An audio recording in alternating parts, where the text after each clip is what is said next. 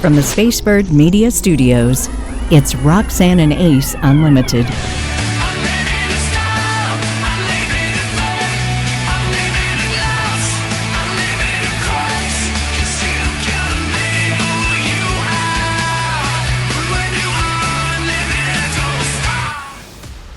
It's Roxanne and Ace Unlimited. Welcome back to our show. We love being here.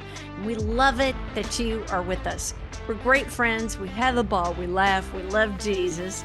We're both married people, parents, try to be responsible, tax-paying citizens who I believe will be glued along with the rest of the world to this Thursday's debate. A lot is writing on it. Hi, Ace. How are you? I'm good. I feel like I have a lot to live up to now. I have to pay my taxes now. Great. Right. No, I know that the debate is definitely something that a lot of people are talking about because it almost feels like a make or break situation more so than any debate in the past. And so I know that, as we get into this week, which, by the way, thanks to My Brother's Cup and Birmingham Mortgage Group for making this week's episode a reality. We'll get to Andrea Kellum later in the show. But here's the thing. Regardless of where you are on the political party, I think this one is going to be the year that anybody that's neutral will decide after Thursday.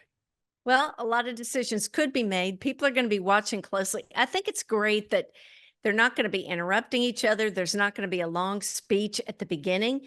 There's not going to be an audience. I think those are good things. I think in the past, when everybody's talking over everybody, it's so irritating. Yeah. It doesn't serve a purpose, in my humble opinion. It's out of CNN in Atlanta, so you can watch there, Fox News or ABC. And if you don't have any of those, you can watch it on YouTube, which I think is really cool. Yep. And so there are all kinds of opportunities to do this with new rules. They can have a pen and a piece of paper, no props. Word is they will be checked for earpieces. They don't want anyone coaching them during this. Of course, Trump has been saying that Biden will be all popped up with all kinds of memory-related drugs right beforehand, which, Biden is saying he will not need. And so it will be interesting to see how they both handle it. As someone who doesn't like reality TV, I feel like it's just going to be that vibe. And so I'm trying to just, Lord, help us come quickly. I do want to take a moment, though, to celebrate my Tennessee Vols, national champions for the first time ever in baseball. So big ups to Tony and the team. And what an amazing series it was. I mean, the two best teams clearly were playing. But I will say my favorite moment my two favorite moments. One was Tony, the coach, hugging Peyton Manning because he was in the stands with all the coaches and the staff from Tennessee that were there to support the guys. And then Tony hugging his mom like right after. Like it was like, he with Peyton was like, well, all right, good job. And then his mom and you just saw his body language shift because that's his mama, right? And just that energy and all of them, like hugging all their family and stuff on the field was just a great little trash can of, piling on top of each other. And it was fantastic. So for all the crap that Tennessee fans take all the time, this is our time. So I'm celebrating and we can move on. Good for you. You're very brave to wear that around Rocky Top. Central Alabama. It does not go over well with folks here. I know. Really but congratulations is all I can say. I know you join me in the loss of Donald Sutherland, the incredible actor. There are very few actors that go a whole 6 decades of acting because if you look back to his pictures from MASH, he looks like a little baby. Yeah. And I guess he is a little baby there. I mean, it's weird thinking about that. So the great movies, many to mention, but Invasions of the Body Snatchers, that's when I'm going to really age myself. What an incredible movie. For Wayne is Ordinary People. Yeah. I mean, he was phenomenal in that JFK, 6 Degrees of Separation. I didn't see Space Cowboys. Pride and Prejudice. Yeah.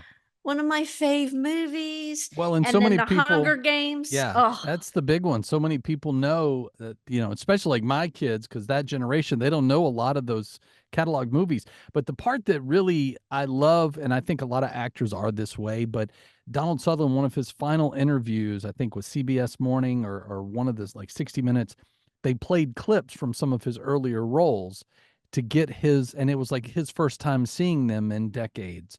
And his emotional response Oh. of how he felt because those characters were still a part of him, right? It didn't matter how big or small the role was.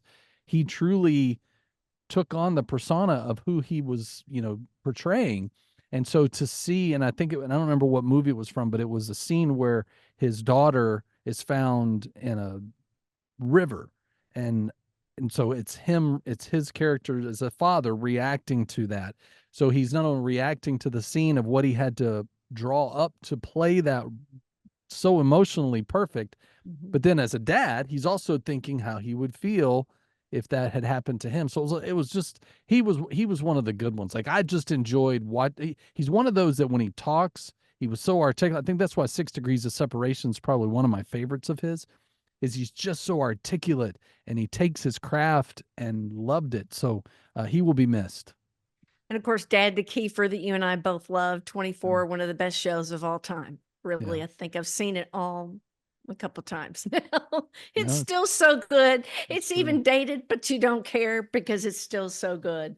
Let's talk about Jesus for a moment, shall we? This applies to so many people in this time. Psalm 34:19, many hardships and perplexing circumstances confront the righteous, but the Lord rescues us from all of it. He does. And that's not if he will, he might. It says, but the Lord rescues him from them all. Yeah. We all kind of suffer. We think being Christians is going to be like, yay, it's all good. It's going to be a continuous party. Nothing bad will happen to us. Right. And we find out that it's rough. And we go back to Ruth and her incredible story, loss after loss after loss, and being poor and having to get in a field to pick up little crumbs to get your meal. And you think it's over, and it might be. And then there's ta-da, Boaz, God's plan for her. And it's beautiful. The Lord is on time. He Yeah. is faithful. He rescues us. Yeah, and that's one of the things my wife and I have been trying to challenge each other with, because there's some things going on in our lives individually that take a lot out of us, and we're trying to not let it affect us because we know that God's got an answer, a plan, or whatever. But in that, it's that daily reminder of that he's going to take care of things. We just need, because I mean, how many times have you gotten to the other side of something and said, I don't know why I let this bother me. I knew God would provide a way, or he would, answer or provide the resources, whatever. And I got worked up, and then all I did was exhaust myself. Mm-hmm. And I just don't want to exhaust myself with that. And as much as I may not want to spend the money on something, or I may not want to go do a thing or whatever, but that's what God is providing, then I'm 100% on board for that. Oh, that's so wise. And we really don't get this stuff, I think, until later on. Oh, sure. I thought I was so brilliant in my 20s. The training wheels are off. We get to ride full speed now. Simple behaviors of people who command the utmost respect. It's a really neat thing to think that somebody might respect you. So, how do you go about being a person that people respect? I think it's number one, doing what you say you're going to do. Yeah. Don't say you're going to do something if you don't plan to do it. Yeah. Well, and again, it comes back to, I was talking about this with a friend this week about consistency. How consistent are you? Are you consistent in the things that you do because you say you're a person of your word, or are you consistent in letting people down? Are you emotionally charged, or are you in control of your emotions? Because like we were saying, we know that God's going to provide in those high stressful, intense moments and situations. But again, consistency with God is how we can be consistent with others. Well, and you mentioned something that I think you just excel at. There's so many things, but emotional control. I don't know of anybody except maybe my husband that really has a great handle on this. I've never seen you outraged. I've never heard you yell.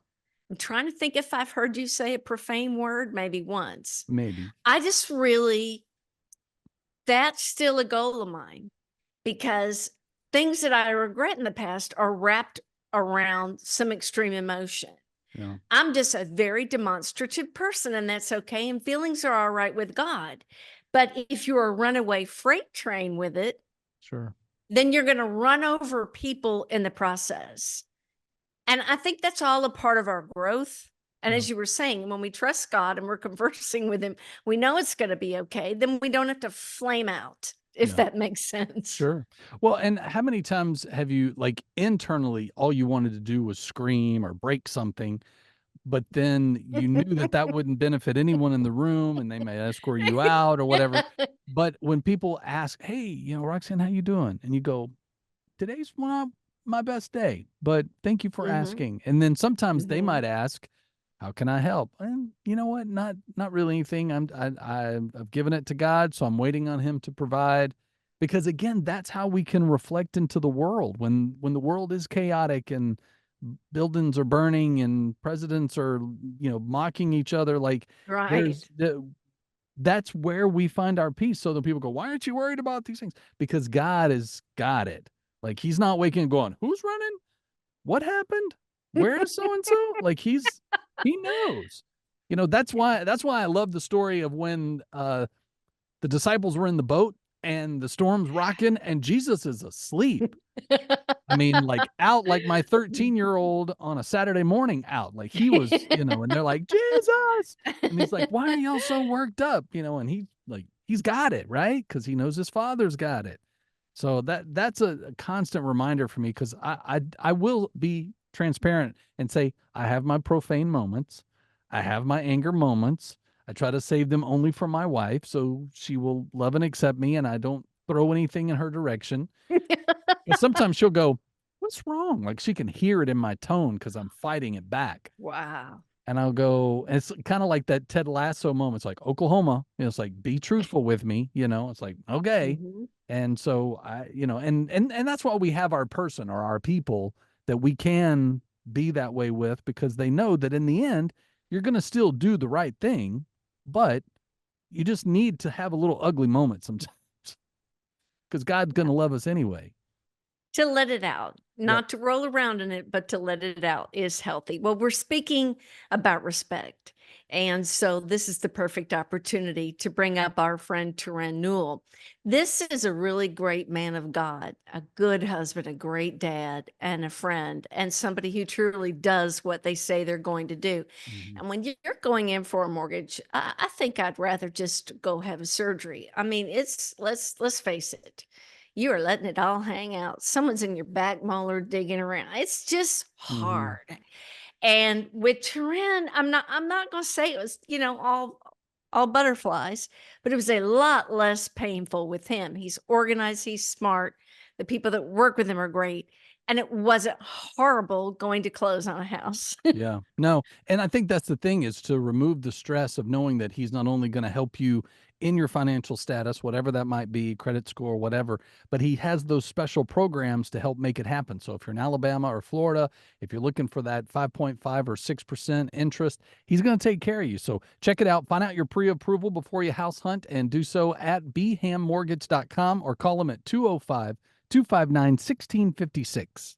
Well, I love doing baby name stories because two of your daughters are Lennon and McCartney, which Mhm. I fell in love with those names and just thought it took somebody brave. And that's what a baby namer is saying. She's in the UK. This is her full-time job. CJ Strum. She's a beautiful lady. And she comes up with amazing baby names. But she says there's something in common with all of them: having the courage to do it.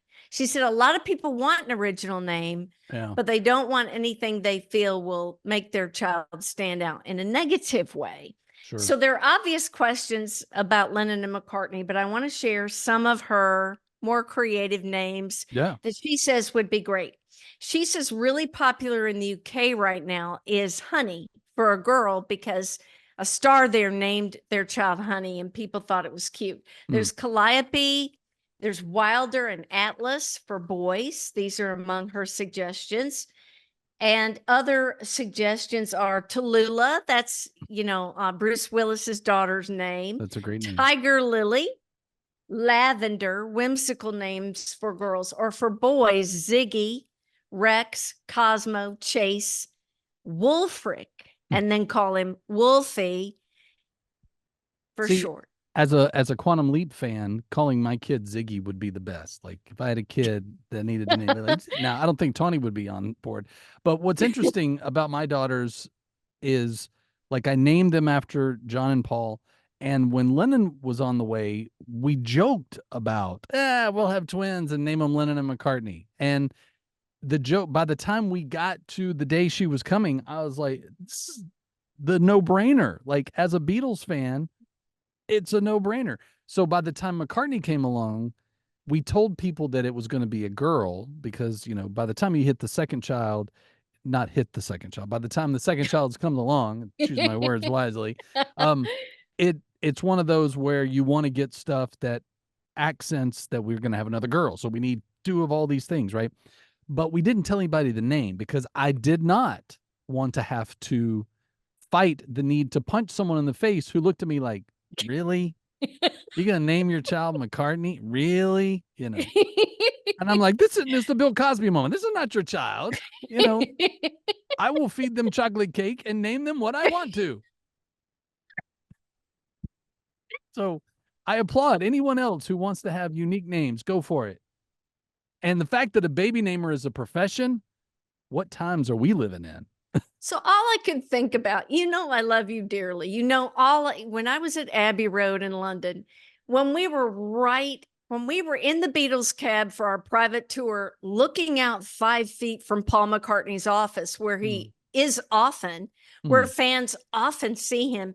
And he's very sweet, by the way. I was like, please, please, Paul, come out. And when you do, I've got a great story for you. And I'm sure he's heard everything, but to hear about a girl named McCartney, he does need to hear that.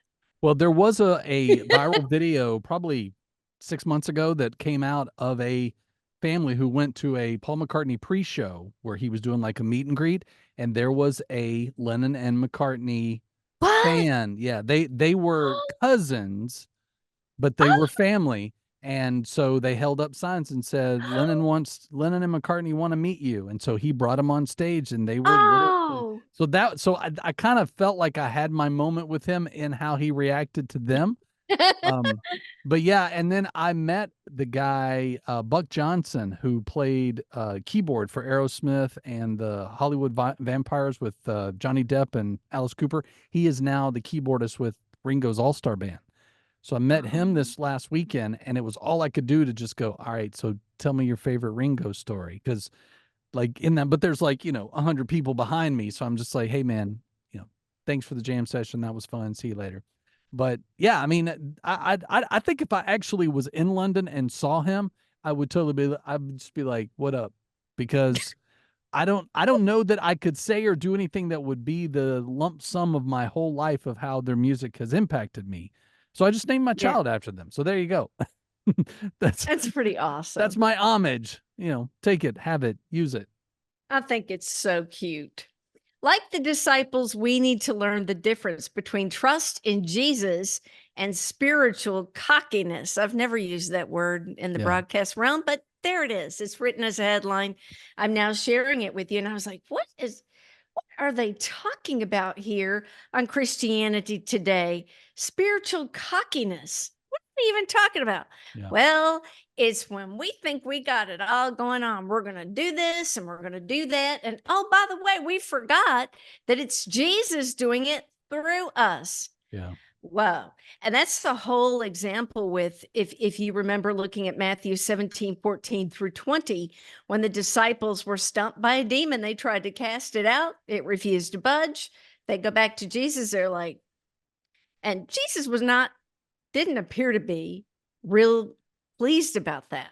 Yeah. And Jesus rebuked the demon, but he says something really great. If you have faith the size of a mustard seed, you can say to this mountain, move from here to there, and it will move. Nothing will be impossible for you. But what's impossible, and this is entirely what I think about it, is when we operate in the flesh. And we've left the Spirit of the Lord in the closet, and we're just out there. I'm doing it. It's about me. I'm this, I'm that. Instead of saying, Lord, use me, work through me. You see the difference? Yeah. Yeah. And I think it's okay to have, or I know it's okay to have confidence in the Lord, not confidence in yourself. Like, Yes. like I can be confident in myself because I'm confident in who I am in God and that I'm comfortable in my skin because of my relationship with him. But I know clearly that the things I have and the things I get to do are because of him, and the talents I have are because of him. So if anything, it's like, all right, Lord, thank you for that. That was fun, or Lord, I know this is a blessing, but today it's a little bit of a pain. But and he's okay for you to be frustrated in moments when you want to be. He's God. He can handle it. He can handle your questions, your temper tantrums, all the things. But be confident in who you are in him. We say this a lot. Let God be the one who defines who you are, not anyone else, not anywhere else. Yeah, I love that. I think sometimes there's a tendency to fall into sin when we think we got it all going on. Yeah. If I mean, we've got major headlines with more pastoral failures due to human sin, which is a part of the world. Yep. And it's very sad, but I think part of that is you think you got it. And when you think you got it, the devil swallows you up like a Pop-Tart.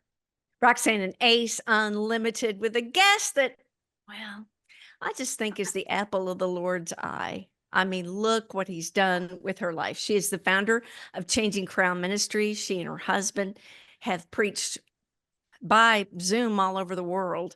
It's been fascinating to watch.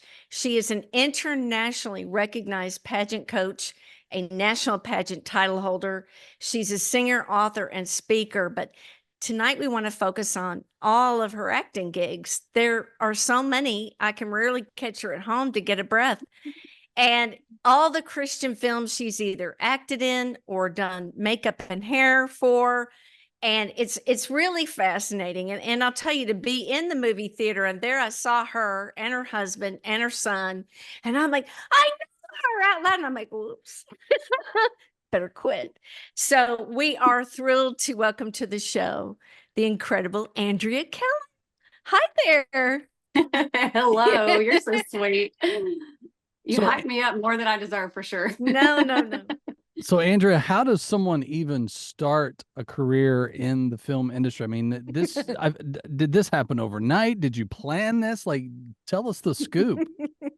Look, I plan nothing. I have learned, like, I think the overall theme of my adult life, knowing Jesus, is don't plan anything, because every plan I make, he like twists and turns and takes me in different directions. And I'm just like, hold on, Lord, where are we going?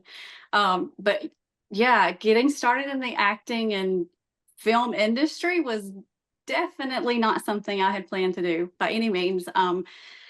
Just like most things in my life, I don't plan to do. I didn't plan to start a ministry, and then that happened. And I did not plan for 2020. None of us did. And what actually took me into that industry for film and acting and that kind of thing was Jeremy lost his job in 2020.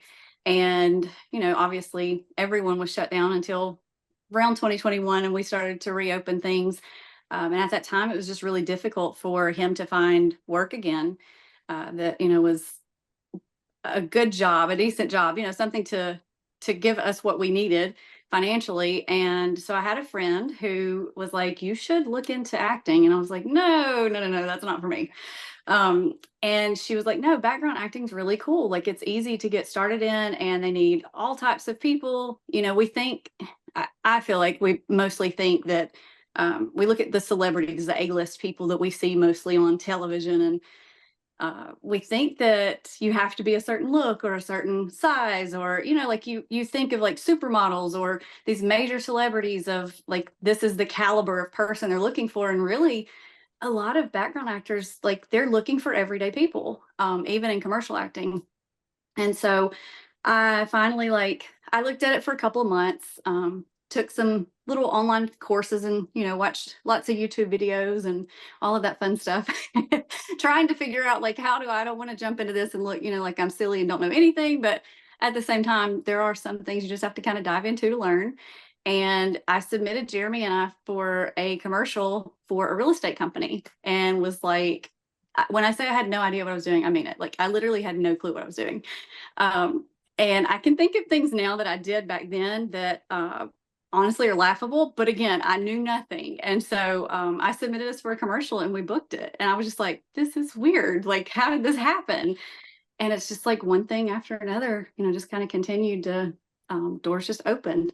And it was absolutely not something I had planned. And if you know Jeremy, those who are listening that may know us in other areas of life, he and I are very opposite people, which works great because we balance each other out a little bit. So for him to like have to kind of dive into this with me was awkward probably for him, but it was a lot of fun. It like put us in a place where we had to grow together and, really support each other. So yeah, I think that sometimes we think we can plan out our lives and it's just not going to happen the way we think it's supposed to happen. And if I have learned anything over the last couple of years, it's been that, I can make all the plans I want to in the world of or goals. And I'm huge at setting goals and wanting to, accomplish those things. And sometimes being an overachiever. But there's just sometimes God puts a new direction in your life. And this is just not where I thought I would land at 40 years old. I mean, I don't think anybody thinks that their career change is going to happen, in the middle of their life. But so, Andrea, you have become friends with the entire cast of The Chosen, and close in particular with one of the characters involved in this series, and that developed into your work on one of the films. Tell us more about that.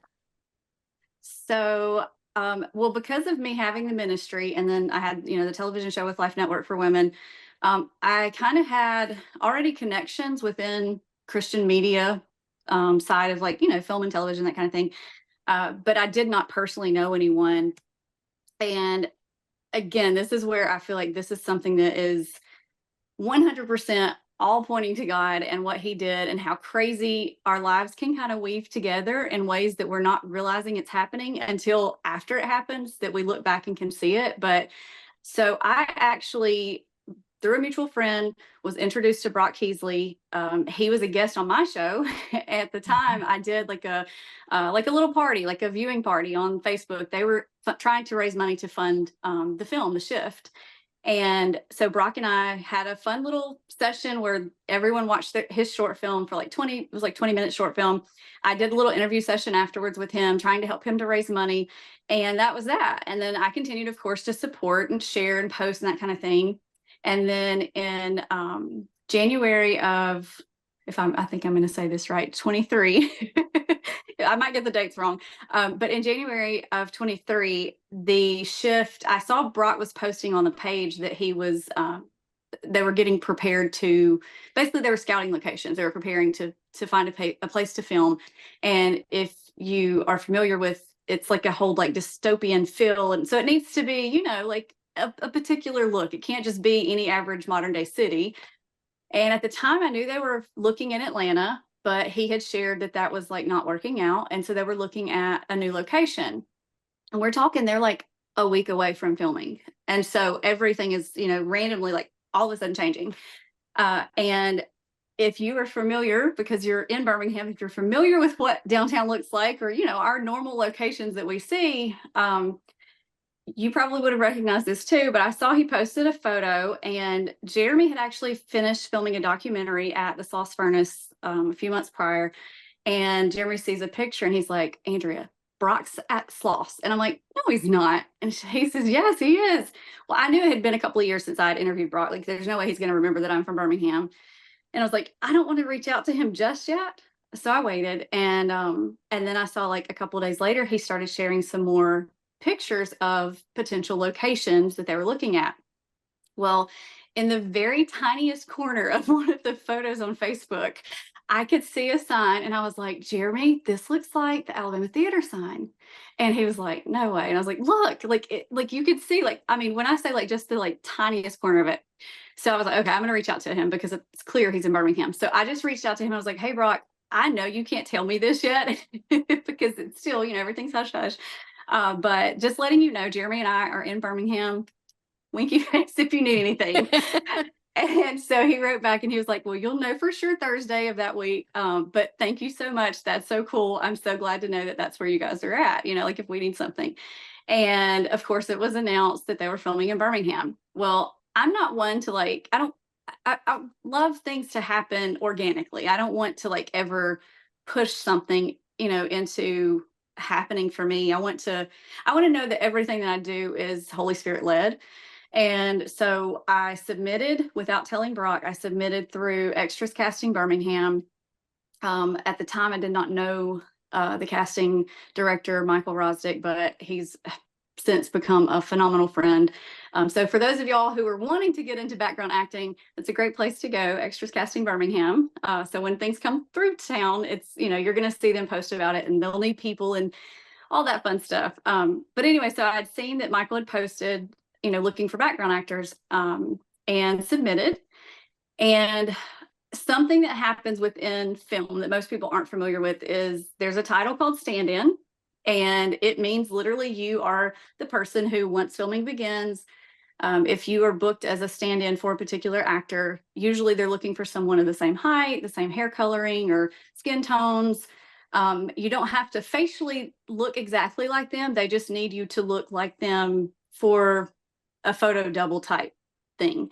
But you really are how they adjust their cameras and their lighting. And so instead of the actor or actress having to come into the set and stand there forever, 30 minutes, to an hour, while the director and everybody's trying to decide where they want to shoot and all these fun things are going on, the technical things behind the scenes, the stand-in does that for them. So they get positioned, and then once everything is set up around them, then the actor comes on set and they literally just swap places with you.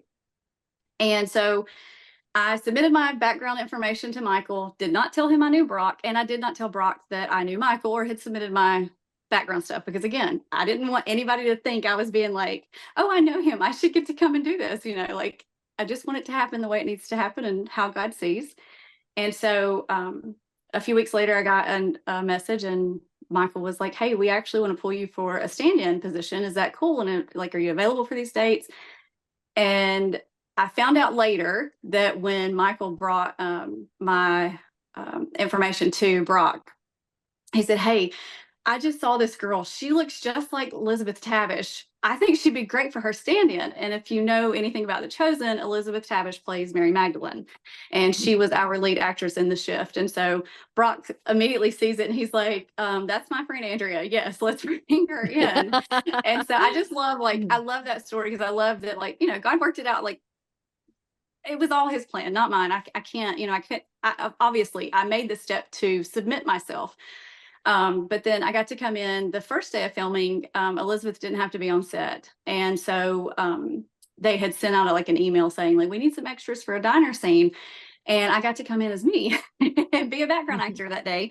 And I had no idea that that I was being seen, because most of the time, if you're a background actor, you're kind of blurred out at the end, and it's, you hope you see yourself, but you don't. And then I kept being moved over. So the second AD, Mitch Hudson, is also a phenomenal guy. You guys, I'm going to plug in for him real quick. He has a new series that's releasing. His pilot will be aired on his YouTube channel. It's called The Promised Land. If you love The Chosen, I promise you will love this. It's like a comedy, almost like The Office style, interview style of Old Testament, of Moses and the Old Testament stuff. You guys have to check it out, but it's The Promised Land. But anyway, so Mitch was kept having me slide over in this booth that I was in this diner scene. And I'll be for real, I came home and I told Jeremy, I was like, maybe I shouldn't have stepped in as a background person, because Mitch kept moving me. And I'm thinking maybe I looked too much like Elizabeth to it might have messed up the scene. And then, well, like you said, at the end of it, when it was edited, towards the very beginning of the movie, when the diner scene happens, there's my big face. Yay! And it was fun. Yeah, it was a lot of fun. Yeah. So Andrea, I know that in addition to being on camera, you get to do some stuff behind the scenes. And I understand you were a proximity to my favorite actor, Matthew McConaughey. Was there a conversation? What? I need to know what happened there. Okay. So again, the whole theme of this whole show is going to end up being God is going to direct you where he needs you.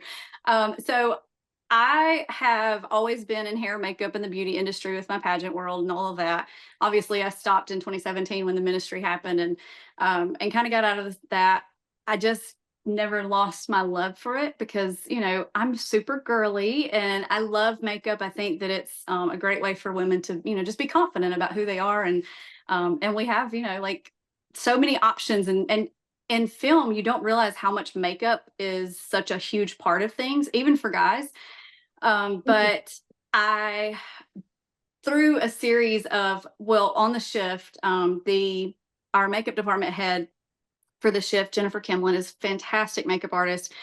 She and I met through the shift, and then I ended up booking like a commercial for NASCAR, and Jen was there doing hair makeup too. And so I just was like, hey, if you ever need an assistant or something, let me know. Like, I don't do this full time anymore, but hey, let me know. And it just so happened that Matthew McConaughey decided to film a movie in Alabama, and Jennifer was part of the makeup team. And so she reached out to me and she was like, hey, are you free? You want to come in and, help out? And I was like, absolutely. Like, who's going to turn down an opportunity to be on set with Matthew McConaughey, and obviously, and a hair and makeup artist too? Like, when you have that love and that's your passion. And so I will say, one, I didn't know Matthew was your favorite, Ace, but also that's really cool. But also, I didn't do Matthew's hair and makeup at all. As a matter of fact, he has like a personal assistant or a personal hair and makeup artist, sorry, that she took care of everything. Her name's Fizz. She was fantastic. She was our makeup department head. Basically, that's like the highest title for that department. And then Jen was the key, and I came in, and a couple of others came in periodically, throughout the filming. But yes, I did get to be on set with him. He was not necessarily like, in my chair, but yeah, it was a lot of fun. And I know the movie has been like announced publicly now, but it has not been released yet. So hopefully that'll come out soon. And I love that, it's where God has taken me has been more than just like in the Christian world. And I see like, it's not just me doing Christian-based films. It's me doing what we would consider, your worldly secular type films. But one thing that I've seen a consistent pattern in is God puts us in places that are very maybe odd, unfamiliar to us, or not necessarily where we would think we would land as Christians.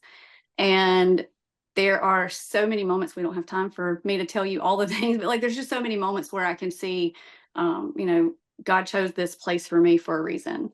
And it's just really cool. So if I could give anyone any little tidbit of advice, is just trust where he's taking you and be open to the strange things.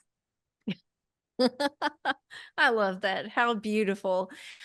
You're so humble. You're doing a lot as a working actor. I'm so proud of you and your integrity and where God has taken you. And I think a lot of success has to do with showing up, doing the right thing. We discussed earlier in the podcast, consistency. And that's what you are. And it's beautiful. I encourage everybody, go to AndreaKellum.com. You want to see all the highlights of her movies and her acting and her commercials and people endorsing what she does. It's beautifully done. I highly recommend it. And I'm just so excited. I can't wait to see what God has in store next for you, ma'am. Thank you, guys. I appreciate both of you. I've missed you. This is nice getting to see you guys and talk. Oh my goodness, what's that smell? Oh, it's pecan. It's a little bit of butterscotch. Oh, it's happiness in a cup of coffee. Mhm. It must be My Brother's Cup, the Roxanne blend specifically. Yes. It just tastes like happiness, and it does so many good things. When you buy it, whether for yourself or someone else, you can feel fantastic about it because it sends missionaries around the world to proclaim the gospel of Jesus. The coffee cups are magnificent. They're just really beautiful. Yeah. And this coffee is very well made. It now comes in Keurig cups. And so if you would like to log on, it's mybrotherscup.com. Well, and you don't have to take our word for it, but I do have a tendency. I'll go on My Brother's Cup's Instagram page, and when they promote the Roxanne blend, I'll see what people are saying. And people that don't know us or Roxanne will go, "Oh my gosh, that's my favorite flavor," and I give it to all my friends. So, the pudding is in the cup, basically. The coffee is in the cup. But check it out, mybrotherscup.com, or go to roxanneandace.com. Before we let you go, though, each and every week we love to check in on each other's vibes. So, Roxanne, what's your vibe for the week? Well, I love to read. And there's a little book called Magic Words by Guinevere Davis. She's in the UK, and it's got nothing really to do with magic. What it has to do is the way we think about things. And happy people tell happy stories. And your brain thinks negatively in order to protect yourself. We go back to the reptile brain of, a tiger's going to get me. And it's long and involved, but the short story is the stories we tell, we got to watch it. A lot of us have suffered pain and abandonment and things that are just awful. But when we share those stories, we can share them with, I don't want to say a spin, but we can tell the same story with the perspective of they were doing the best they know how. Yeah. I've forgiven and I'm better for it. God will deal with that. Vengeance is his. Yeah. Our words have power. Our words are backed by action. And so she says it'll change your life if you change the stories you tell. I like that. The camera angle. That's good stuff. My vibe this week is not as profound, but it is a TikTok that just happened to stumble upon. But Grandpap Joe 1933. It is this guy in like Ireland or England. I can't identify his accent. It might even be England. He takes suggestions, or his daughter takes suggestions through TikTok on Southern dishes that he should eat. He's like in his mid 90s, and so she takes care of him and cooks his meals, and he's still in good spirits, but his wife has passed on, and so it's just he and his daughter. And so he's had like biscuits and gravy, and he's had banana pudding, and he's had apple cobbler, and all these things, right? Beef tips and rice, and then he'll try to fake a Alabama Southern accent, so him through an English filter is hilarious. I gotta see but that. He's the sweetest. I can't believe I haven't sent you some of them, but he's who I want to be when I'm 90. I just want my daughters to bring me food, and I'll eat just about anything because I'm not having to cook and clean it up. It's fantastic. I love that. We appreciate you hanging out with us. Hopefully you have an amazing weekend. Thanks to My Brother's Cup, Birmingham Mortgage Group, and Andrea Kellum for being a part of the show. Roxanne, I love you. Love you. You've been listening to Roxanne and Ace Unlimited. To make sure you don't miss future shows, you can subscribe anywhere you like to podcast and catch up on anything you've missed. Find out more at RoxanneandAce.com. Roxanne and Ace Unlimited is a production of Spacebird Media.